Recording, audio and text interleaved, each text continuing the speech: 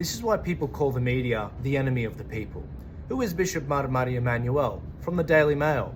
A known anti-vaxxer with huge online following. What a contrast to the way that the Bondi Junction victims were covered. Great headline, Max Atchinson. I can't help but notice you removed your name from your work. So here's a free plug. So I was meant to be filming my return video today, but I have to admit, I'm still quite shocked from what happened last night with the stabbing of my friend, Bishop Marmari and 3 others. To me, Marmari was an enormous source of encouragement, especially during the pandemic years, and he really inspired me to stand up, especially during the time of my town hall speech in 2021. But seeing what was done to him really broke me, and I really do understand why thousands of people rocked up to the church last night. It's not that I was upset with the fact that he was attacked. You know, Jesus told us and he warned us that you'd be attacked. It's kind of a KPI for Christians. What broke me was hearing what the good bishop did after he was stabbed. He stood up, blood coming out of his neck. He walked over to the attacker, put his hand on his head, prayed on him, and he said to him, "My son, don't be afraid. You are forgiven." Truly, this was an amazing man, trying to walk in the steps of Jesus Christ. I'm pleased to hear that he's doing all right. With that said, Australia and the world is changing rapidly, and not for the better. What you see behind me is my attempt at helping to provide a safe space for people like you and me, so that we can have discussions and to actually bring transparency to the media cycle. It's to have dialogue before we see violence like we saw last night. There are many explanations as to why we saw so many people flood the church last night and why we saw violence towards the police, and none of them are being discussed. Remember, these are the people that the media regard and described as the great unwashed.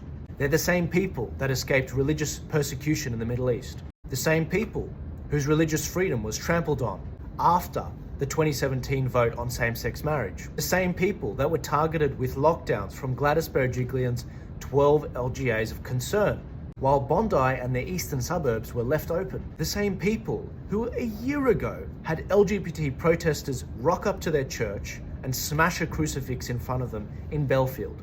The same people that voted against the voice to the parliament. And now they're the same people that watched an Islamist 15-year-old bloke stab their beloved Bishop Marmari Emmanuel. And the media has the gall to write a headline about this pro-Russian anti-vaxxer priest. And you wonder why the people last night weren't a fan of the police. How many grains of sand make a heap? These things don't just happen. There's a build-up, and the media is not interested in telling you about exactly the context of what happened. So yeah, I'm back from my break. What a terrible story to start with. But here I am in the studio that I promised you guys I would deliver. Here's the war room, and very soon I'll be starting the podcast called The Ark.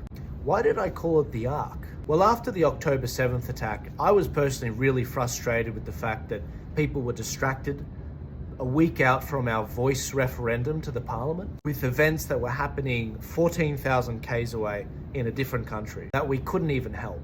So I decided to bring my podcast under the symbol of Noah and the story associated with it. A story that is respected by the Abrahamic religions, Muslims, Christians, and Jews. It's time that we work together on things that we do agree on.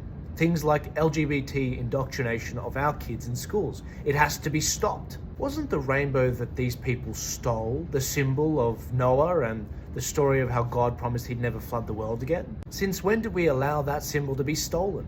Or what about free speech online? The digital ID bill that got rammed through the Senate, the phasing out of cash, and the tightening of financial transfers between bank accounts with your money.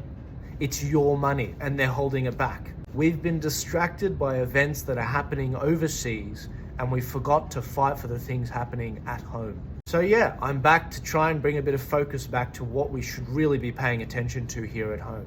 2024, hey? Yeah, it's crazy. It's an insane year. It must be an election year in the USA. And by the way, the Australian federal election, I know it feels like we just had one. There's another one coming up in the next 12 months. That voice referendum didn't work out so well for Albo, so this is going to be a pretty interesting one. So I'm looking forward to covering these things, showing you who's punching you, why are they punching you, and most importantly, how you can punch back politically. It's going to be interesting seeing what's happening in the US. I will cover the US elections, but it is also important to see what's happening here in Australia and how can we beat it. But since I've just returned, I wanted to address a very simple question. What happened to the Donald Trump Jr. tour to Australia? Why did it never happen? In short, we were cancelled. Donald Trump Jr.'s problems became our problems. Whether it was the visa debacle last year with the federal government in July, or the lawsuit in New York that Trump Jr. was dragged into for the sin of being Donald Trump's son, or even the event venues pulling out and reneging on the deals that we had agreed on. This is unfortunately what it means to be a Christian conservative in 2024. We're working on other tour dates, and Trump Jr. is eager to come out, but obviously it's an election year and it's unlikely to happen this year with how busy it is. So when we move to refund our ticket holders with that in mind, Ticketek, who hold the money for all Sydney ticket holders, no problems. Refunded everyone, no worries, beautiful, excellent. However, TicketBud in Brisbane and Melbourne, not so much. TicketBud are like the Bud Lights of ticketing agencies. We were effectively debanked. Ironic because we were bringing out Nigel Farage to talk on this tour on that very topic. Allow me to explain. TicketBud is not fully licensed in Australia and as a result need to use a third-party payment service. We entrusted our business with Stripe, who was on the approved agency's list through TicketBud. The only other option was PayPal, and we all remember how they treated George Christensen, cancelling him. So we went with Stripe thinking that they were okay, and we've used them in the past, like with the Nigel Farage tour in 2022. There were no problems. So for this tour, they hold the ticket money in a jointly owned Stripe account with us, Stripe, and TicketBud. However, we were locked out of that Stripe account holding the ticketing money. We were cancelled, we were debanked. We're still working our asses off to try and reach a settlement with Stripe to actually have the account unlocked.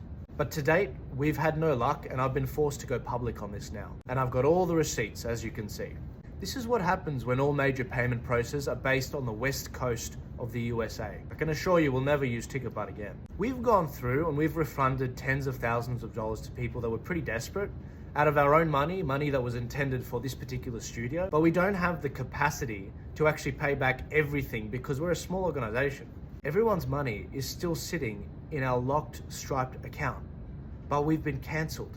So Joel, if you're in Brisbane and Melbourne and you've asked for a refund, how do you get your money back? The easiest way to get your refund is to call your credit card company and say that you never received the product that you ordered. They will then issue a chargeback on the card and Stripe will release that money from that locked account into your bank account. Many people have had success with this so far, and we've been communicating this via email to people that have asked for a refund, but it should never have happened. This should never have gone this far. So that's your first option. Second option is if you've experienced the challenge with that, I want you to contact us. I've set up a dedicated email just for this. It's called refunds@tpaust.com.au. That's refunds with an S at the end. Get in touch with us. We've got a specialist that can help you on that end of the email, and we'll do everything we can to refund you in the next 30 days. Again, I'm sorry, but look at what's happening. We're just being attacked left, right, and center. I apologize for the poor communication on our end. We were really hoping to resolve this behind closed doors as efficiently as possible with Stripe and with TicketBud, but this has dragged on too long. It's become a joke, and they've left me no choice but to go public. We're clearly being targeted in a way that a Taylor Swift or a Barack Obama tour would never be targeted. And we're doing the best we can to stoically push through this and to deliver an amazing tour like we have in the past. Things like the visa, for example. How is it that the Prime Minister is able to immediately grant a visa to Bollard Man, who absolutely deserves it? But when it comes to the Donald Trump Jr. visa, he's pretty much like, oh, look, there's a process. We've got to go through this, and that. There's all this. It takes 2 months. This is what I'm talking about. If the terrorist attack on Bishop Marmari Emmanuel reveals anything, it's that the media doesn't have your best interests in mind. And even while you're being stabbed and your attacker is smiling at that, the media will still demonize you as an anti-vaxxer, pro-Russian cooker, and then hide their own name from the article. This is the sort of people we're dealing with. We're in the fight for our lives. Be under no illusions. So I'll be back very soon with more content and more updates on Marmari, on the tour, and a number of other things. But as always, I want to thank you for your long-standing love, support, and encouragement. And as you can see, The best is yet to come. We need it.